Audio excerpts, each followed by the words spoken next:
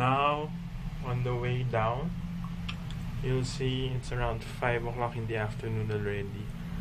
And nobody's going up. They're all going down.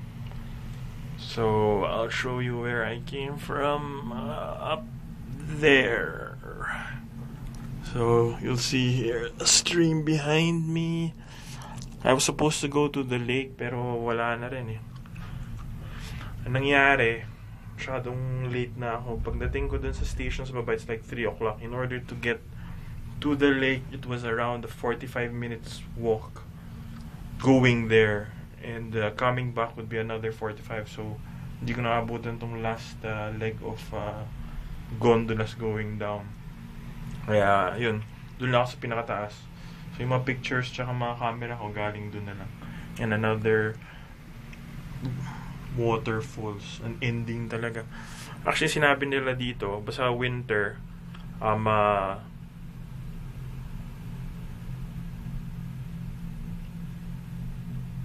basta winter, ice na ice talaga to.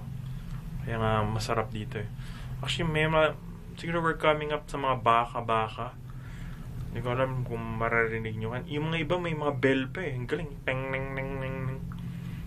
Talagang, it's a Swiss village talaga. Ito yung sa baba. Ngayon yung part of Greenwald yun. So, makikita mo, it's like everywhere. Kakaiba talaga. Worthwhile. I think this is the best. That's my current trip, pero sobra. Kakaiba talaga to. Ayan, makikita mo yung mga tao na yan. Yung mga tao na yan, naglalakad yan galing sa taas. So they say it's around a 3-hour walk.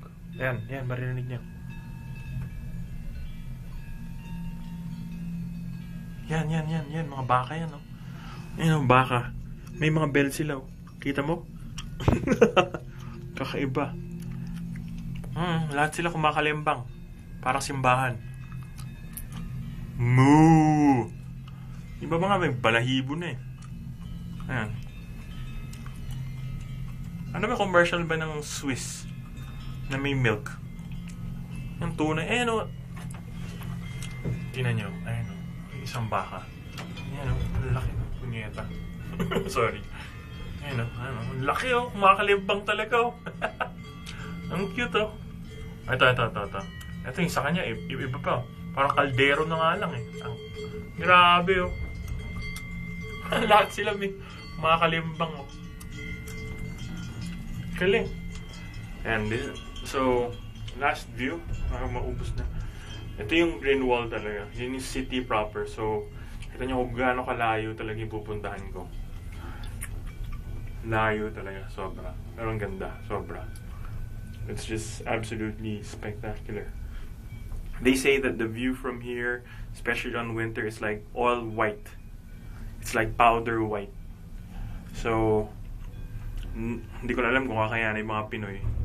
You know, yun yung waterfalls naman. Yung waterfalls naman dun. I guess banda dun yung lake eh. Kasi maganda yung lake eh.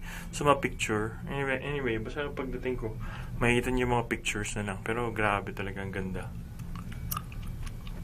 Yeah, yun. I think that's all for me now. This leg of the trip is almost ending. Okay.